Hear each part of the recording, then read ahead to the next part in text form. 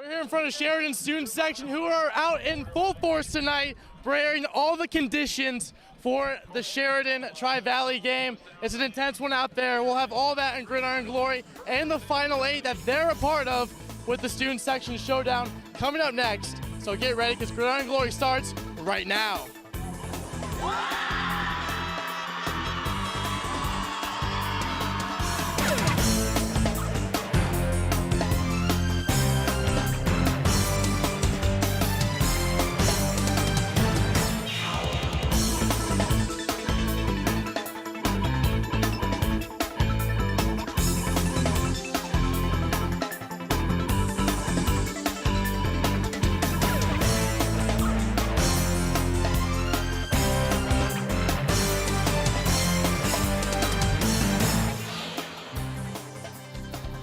It's week 9 and weather wasn't our friend tonight.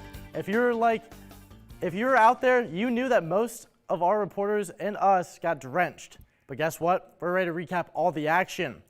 Start off the show, Chloe Workman joins me about the showdown between Ironton and Gallia Academy. Chloe, let's get the show started. Well, Nick, to start things off, Ironton's offense was red hot. Just 5 minutes into the game, Teays carries it in to give the Tigers the early 7-0 lead. They kept on working the short game as Landon Wilson marches this one in on a 3-yard gain to put the Tigers up 14. They also did some work on defense as we see quarterback Brady Falua rolling right. Oh wait, he goes left, and with his eyes on the end zone, he attempts the short pass, but Lincoln Barnes was right there, and he tips it out of the way and into the hands of John Wiley for the end zone interception. Ironton can get it done through the air too, as quarterback Tayden Carpenter takes the snap and drops back and sends it 70 yards into the hands of Aaron Masters, who is gone, and into the end zone, putting Ironton up 21. Gallia Academy shows some promise as Mason Skidmore dodges the tackle and makes his way into the end zone, but sadly for the Blue Devils, it was called back on penalties. You know, this was expected as Ironton were favorites going into this game. What clicked for them tonight? Early in the season, Ironton faced some difficulties with their quarterback Tayden Carpenter battling injuries on the sideline.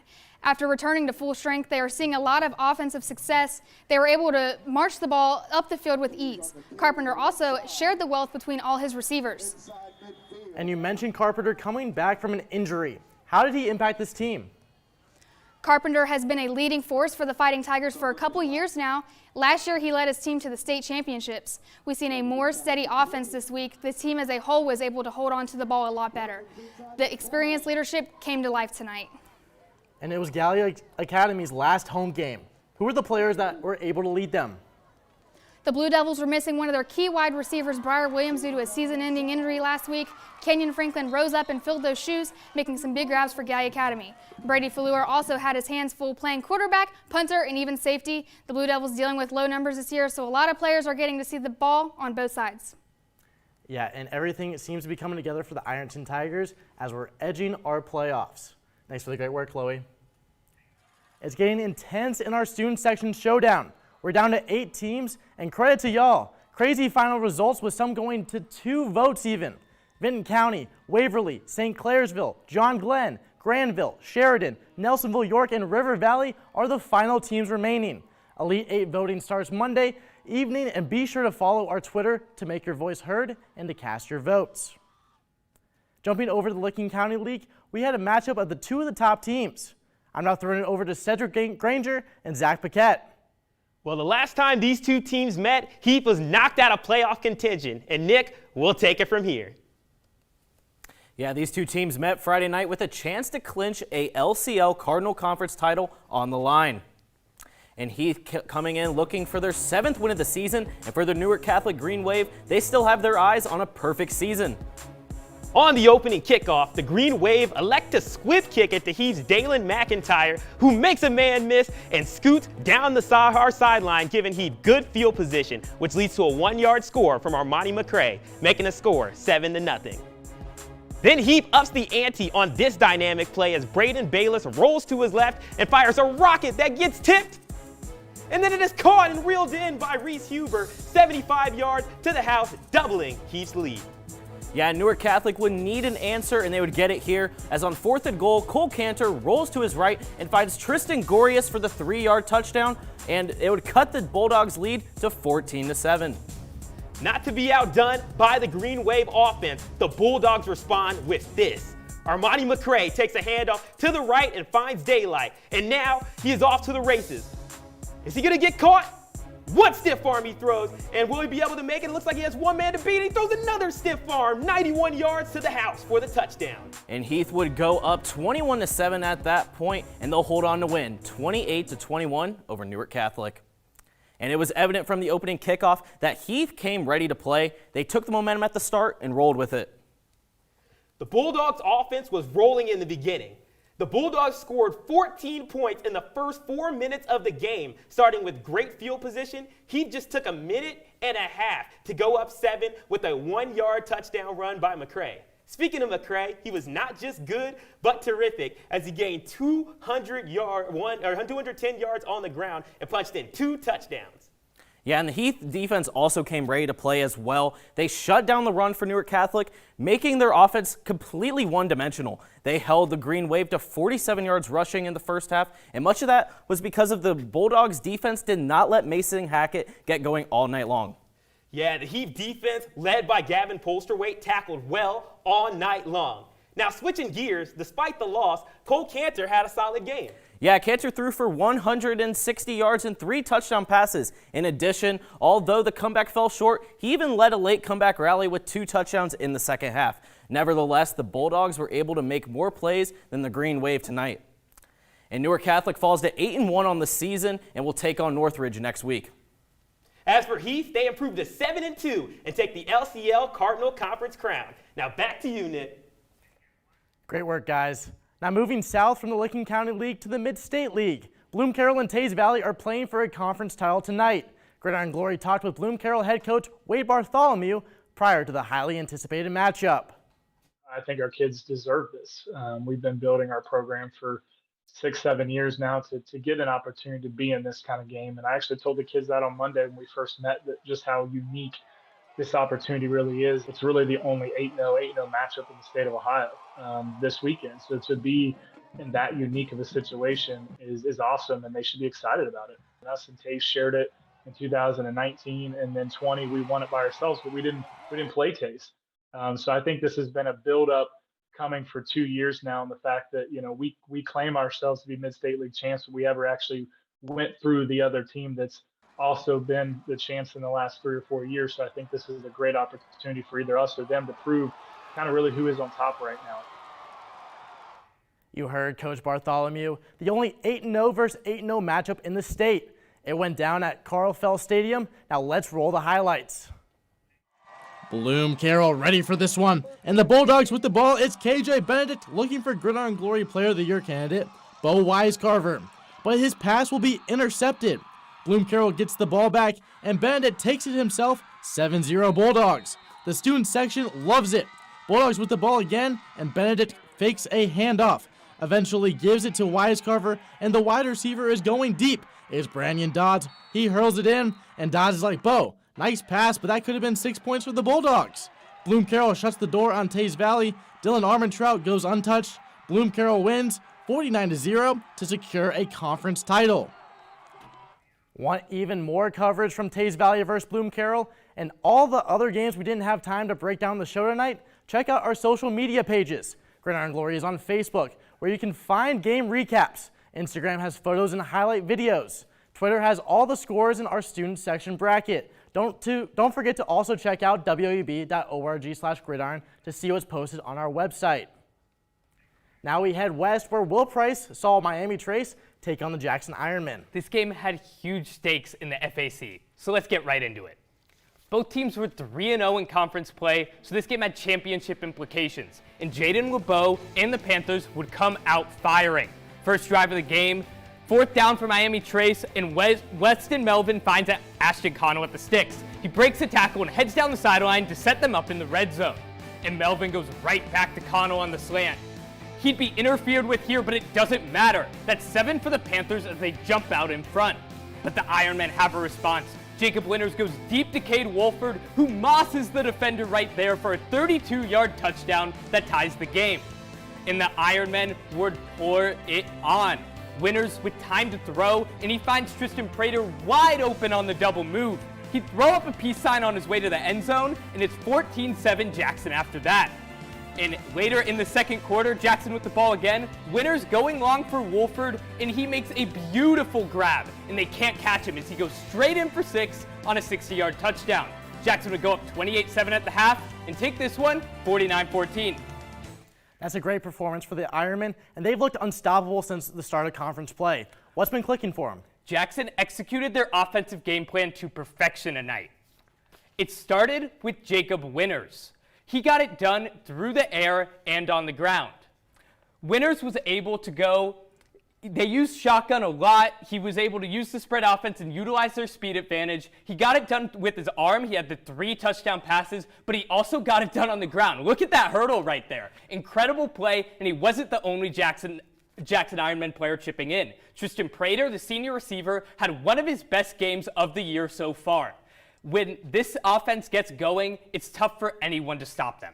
And Miami Trace got the first touchdown in this game. What happened after that? Well, Weston Melvin was using his legs early in the game to help extend plays, improvise, and really get that offense going. But Jake Taylor, the Jackson defensive coordinator, and his whole team made adjustments. They were able to key in on his ability to improvise and then shut down Jaden LeBeau, the running back, because they were able to stack the box. Stopping LeBeau and Melvin on the ground was the catalyst to stopping this entire offense. This was a great performance by this Jackson defense. The Panthers averaged over 40 points in their last 3 games. And this Jackson team had one of their best performances of the season. And with Chillicothe beating McLean, that sets up a game for the FAC title between the Ironmen and the Cavaliers in our game of the week next Friday. Well, I can't wait to see that one. We'll both be there for that game. Can't wait. Great. Thanks for the great work, Will. Sports and family have a lot in common. For the Sheridan Generals, it's become a part of their culture. Reporter Alex Porter looked into the 2 men that have built Sheridan into a Southeast Ohio powerhouse. The Sheridan Generals have one of the most recognizable traditions in Southeast Ohio football. Their nickname, the Red Rage, and their theme, Right Mental Attitude, or RMA for short, have continued to stand tall for generations. The success for the Generals on the gridiron could be connected to one name, Culver. Paul Culver Jr., who coached the Generals from 1981 to the mid-2010s, and current head coach Paul Culver III have kept Sheridan football running in the family. For the father and son duo, their bond runs deeper than football and Sheridan, although both hold a special place in their hearts. My dad's a great dad. He coaches football, he teaches, and he plays with his kids, and now he plays with his grandkids. So I had an incredible experience, but football was always wrapped up in that too, and so I don't remember not having football a part of my life, and significant, important, special, elevated part of my life, because it was always something that added to our family. They were always around. I had my coaches' meetings were pretty much always at home, so he like his other 3 brothers and even my daughter were exposed to Sheridan football from day one. And exposed to that cornerstone philosophy of having a right mental attitude, which Culver Jr. says he found while reading a magazine. I've always been someone who looked for quotes and any type of motivational material that I might come across. And I was reading in a magazine, and a quote from Oliver Wendell Holmes about right mental attitude was in there. And Paul obviously, has heard that as long as he's been around, basically. So he uses it, and he knows what it means. If you get up every day with the right attitude, then everything else tends to fall into place. The bond on and off the field between Paul Culver Jr., Paul Culver III, and the rest of the Culver family has spanned decades in Thornville. It has helped build a top program, but most importantly has cemented the importance of family and having a right mental attitude. Reporting for Gridiron Glory, I'm Alex Porter. The mantra RMA not only is a key part of the Generals football, but all of Sheridan athletics. And we were at Sheridan for the game of the week. Here are the pregame sights from a rainy Paul Culver Jr. Stadium.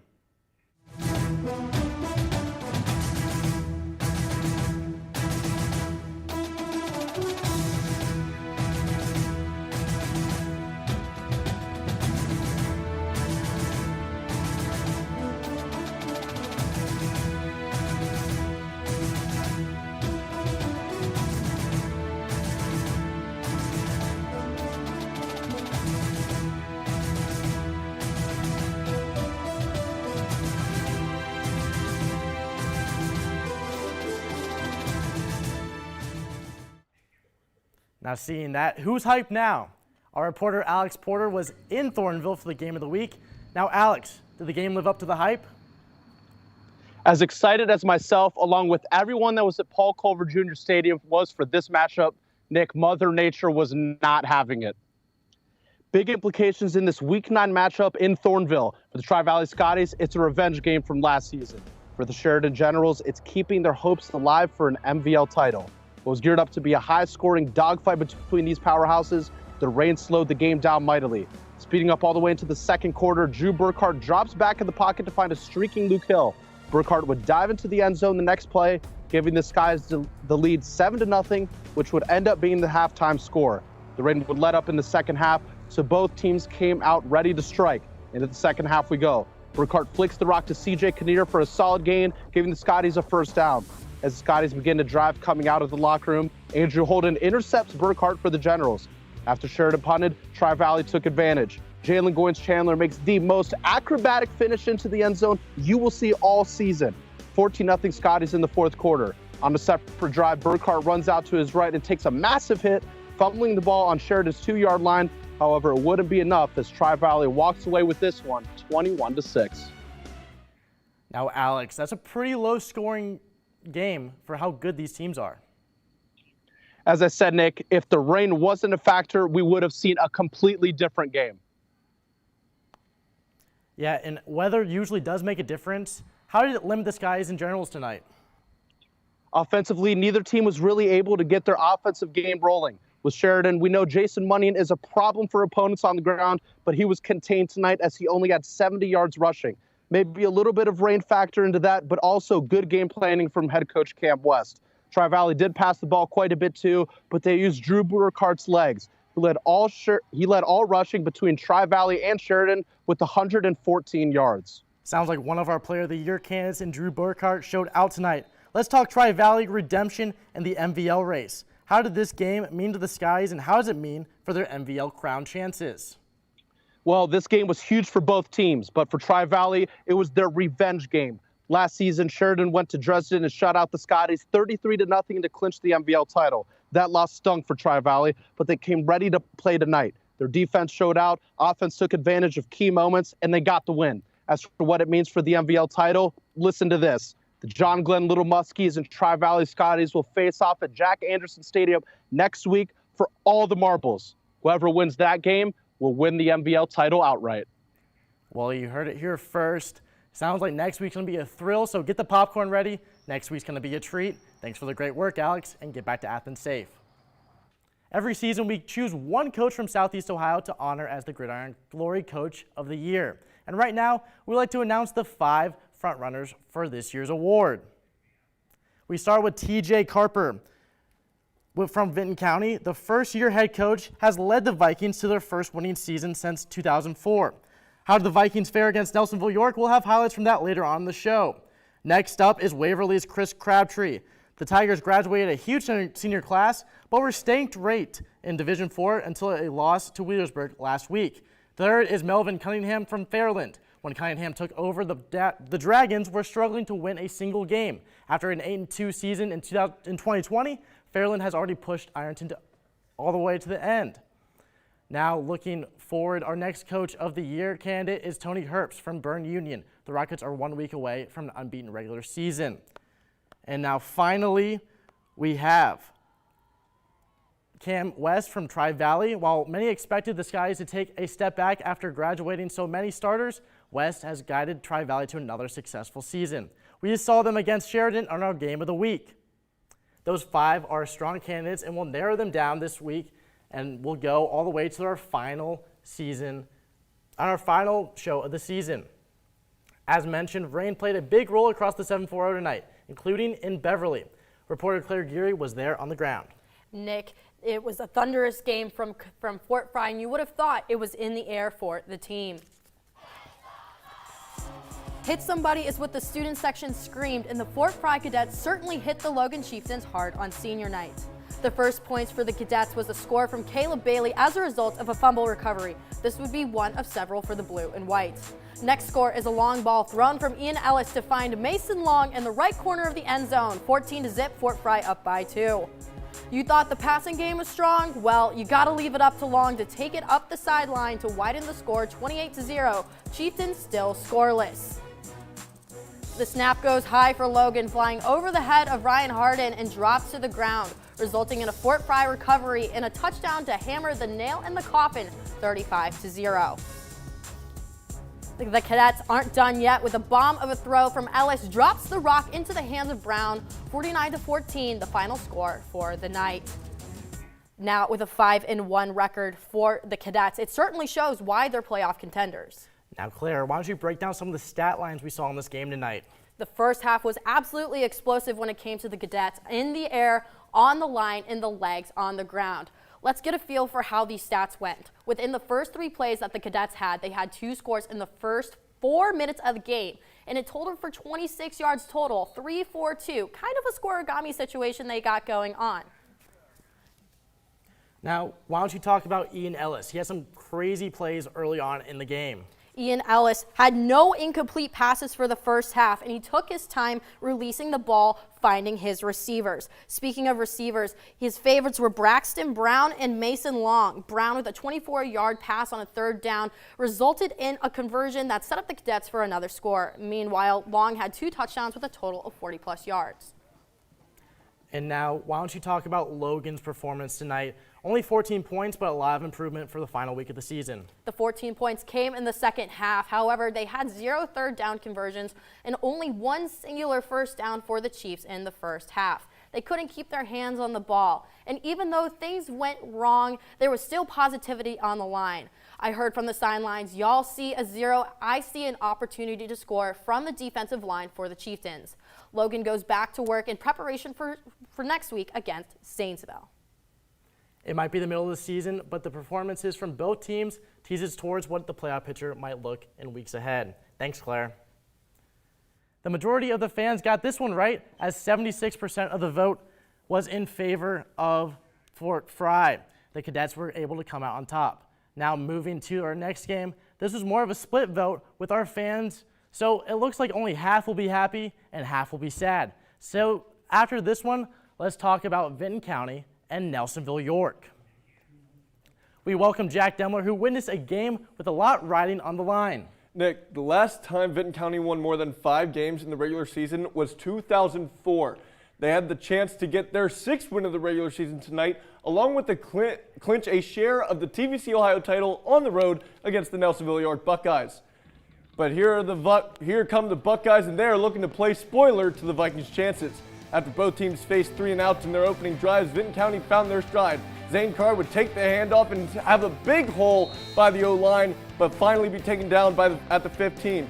After a few plays later, Brock Moore would get the handoff, and it looks like the play would be blown dead, but Moore keeps trucking, gets into the end zone. VC's up 7-0. Now let's go ahead and jump to the second quarter. Drew Carter, he's going to bring in the snap, drop back to pass, and deliver a beautiful spiral to Leighton Logie, who hangs onto it through the swat from Brady Woltz. A missed PAT keeps the score 7-6. Vinton County looking to get those 6 back, but Gabe Raschke would struggle with the pitch, and that would result in a Vikings turnover, setting up Nelsonville in great position. Carter would say, I'm not afraid to throw in the rain, as he would find his go-to man, Logie, again, and he's going to take it to the 1-yard line. That would lead to this design QB keeper, as Carter would find the end zone for 6. Buckeyes go on to win 20-7. A familiar theme tonight is that weather aspect of the game. With this game, how did it impact it? Well, Nick, there was a lengthy lightning delay after the first play of the 3rd quarter. And as you could see there, that was an absolute downpour that happened throughout the entire game. This had a big impact on the Vikings' run game, as here Brock Moore would take the handoff up the middle, but you could see the ball come out. The refs would come together and give it to the Buckeyes. A drive later, Gabe Raschke would struggle with the pitch, and you saw this before, another Vinton County fumble, which would lead to a Nelsonville tutty. Yeah, it sounds like weather was a big factor. Now, what about the ferocious Viking defense? How'd they fare? Well, Nick, the Vinton County Vikings did show up defensively. After halftime, the Vikings kicked off to start the second half. The Buckeyes would struggle with the return, and the Vikings would set them up in great field position. And not only that, but they were there at every chance they could, every play. Here you can see them force their way past the offensive line to get into the backfield for this big stop on 3rd down. And then on this passing play, Carter would scramble and Woltz would break up a pass to Maki Williams. And here, as Carter scrambles again to the right, he's going to look for the end zone, but guess who? Woltz breaks it up again, this time in the end zone. The Vikings defense did not disappoint. However, eventually Nelsonville-York was able to wear down the Vikings defense in the second half. Now, this game had a huge implication on the TVC Ohio standings. You got Nelsonville-York. They're undefeated. They have the number 1 spot. Number 2 and 3, Wellston and Vinton Co. They both have 1 loss in the division, respectively. They play each other next week. So this final week of the regular season is going to have some big turnarounds for the TVC Ohio. Man, that stresses me out myself. Thanks for the great work, Jack. Lots of great games across Southeast Ohio tonight. Here are all the games we'll be providing more digital coverage over the weekend. We start in rainy Gloucester, where the Trimble Tomcats dominated Southern 34-0. Here's Bryce Downs running it into the end zone. Tomcats are still looking for a Week 10 game, and we'll see who they can find. Now we head over to Waverly, where the Futhi brothers are celebrating their senior night. Those two have done great things for the Tiger program.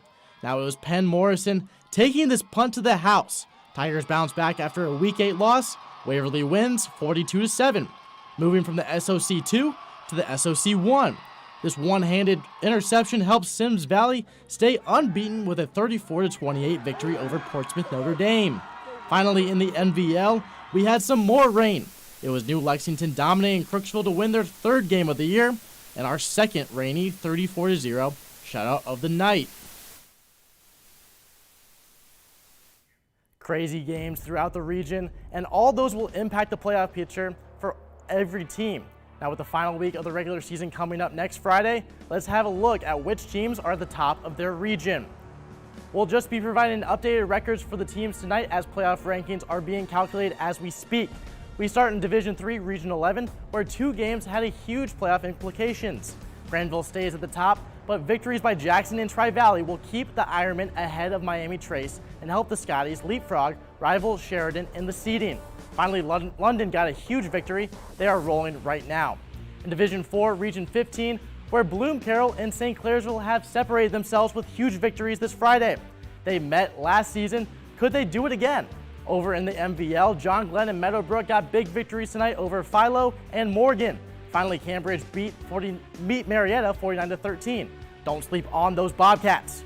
In Division 5, Region 19, Piketon stays unbeaten with another blowout victory. Ridgewood is also 9-0. They play fellow 9-0 squad Garraway in Week 10. Get your popcorn ready for that. The rest of the region looks the same as all these teams won tonight. Could create some interesting second round battles. We're not quite sure how the top 3 seeds in Division 7, Region 27 will shake out, but Byrne Union, Newark Catholic, and Shadyside will all be fighting it out for those top seeds. East Knox gets a big win that will help them try and hold on to that 4 seed that gives them 2 home playoff games. TVC hockey rivals Trimble and Waterford are trying to take that spot. And now that does it for our show tonight. Make sure to check us all social media pages because we'll have all the info there. Get ready, and remember, there's nothing better than Friday nights and Gridiron Glory. Support comes from Ohio Health O'Bleness Hospital's sports medicine experts, helping youth athletes and active adults recover from injury to reach goals and peak performance. More at ohiohealth.com/sportsmedicine. Additional support from Donato's Pizza, featuring pizza, subs, salads, and catering from their Athens location at 688 East State Street. Information at donatospizza.com or 740-592-5049. Support comes from O'Neill Hartman Insurance, a